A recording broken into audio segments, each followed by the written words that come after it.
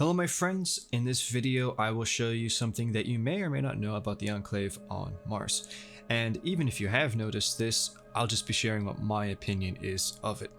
So with that being said, let's just get to it. As you can see here at the very back of the room, we have these statues here. Now this is the first time that you will see these statues, but it may or may not be the last. I'm not going to spoil anything for people that haven't finished Witch Queen, but you'll know what I mean if you've finished it. So we have these statues back here, and I think the clearest thing about them is that they are damaged or cut off. There are it's going to be one of three possibilities, maybe a combination of two, and the first is they were made this way. The second is that they were weathered over time and that's why they look like this, all broken up. And the third is that someone came in here and was damaging them. Maybe the Cabal, maybe something else. The only thing that goes against it being naturally damaged or damaged by someone else is that there's no debris on the ground, but that could just be a game thing, you know? If I had to guess, I don't know. I think it could just be a thing of it being weathered over time. Given how grand and clean the pyramid structures are throughout the world of Destiny, it would seem strange for whoever made all this to just intentionally make something damaged and broken, especially if it potentially represents their people. Okay, that's just why I think they look the way they do, but now on to the real question. What are the statues of?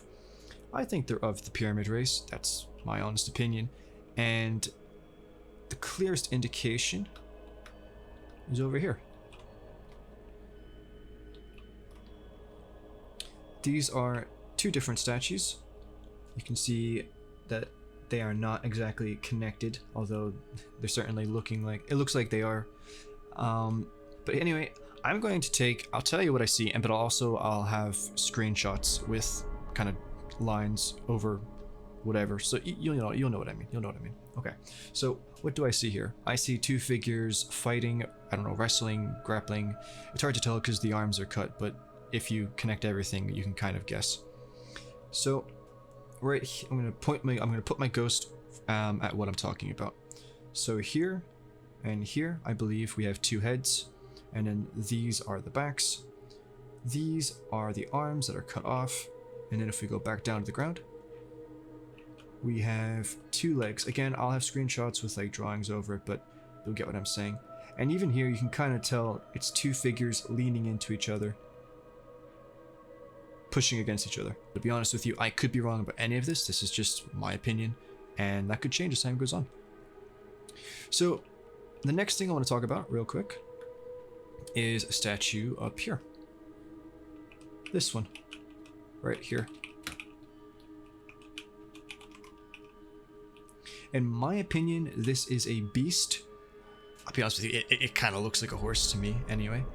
And you can see the lines, my ghost isn't going to do justice to this, but you can see the slit of a nose right there, and you can also see the open mouth, and just the shape of the head and the way the neck curves.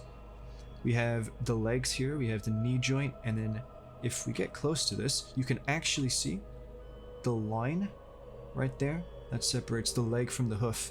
And just in general, like, it just screams horse. I mean, even if this is a different beast, it definitely seems to have been inspired by a horse. So in my opinion, this statue represents a horse rearing. The final thing I want to talk to you about is probably the most important statue in this area and any other areas that the statues are present, and that is, let me get to it, this statue here. Now I want to talk about real quickly the distinction and what separates this statue from these. These are all just clumped together. You can't tell really if they're connected or not. They're damaged, broken. This statue is separated, it's by itself, and it is completely untouched. Nothing whatsoever is damaged about it. And I say that and I just see that the arm is kind of broken, my bad. But you get the idea, It seems to be in pretty much one piece. So what exactly is it? Well, I think the clearest thing about it are the horns. These are 100% horns, unless it's a headrest or like a head something of some kind. That seems to be the arm. Maybe it's holding on to something. I don't know if it's a staff. I really don't know. Now, This is just my opinion, okay? But,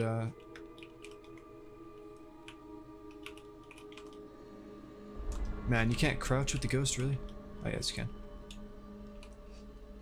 As I'm jumping down there, you can see that that does look like breasts. So I'm just going to assume that this statue is female. Could be wrong, I don't know. So what do I think this is? Well, as I was streaming and I was talking about this statue, somebody pointed out that it seems to look like an Egyptian god.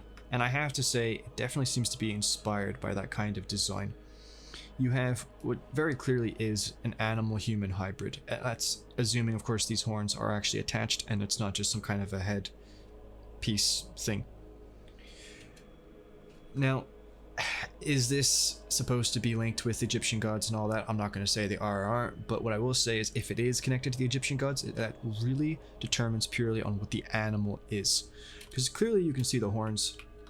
I don't know if that's supposed to be like an ox or something else. But if you want to go down the Egyptian god road, you figure out the animal and then you find the name. That's pretty much it. And of course there are other statues. This statue right here seems to be in the same boat as the one beside it. I think, maybe not. Honestly, I haven't really talked about this one because I have no idea what's going on. But yeah, as you can see, this one right here is separate, unique, and doesn't seem to be humanoid. Well, it's kind of humanoid, but you know what I'm saying. Thank you for watching the video. Hope you enjoyed, and I'll talk to you guys next time. Bye bye.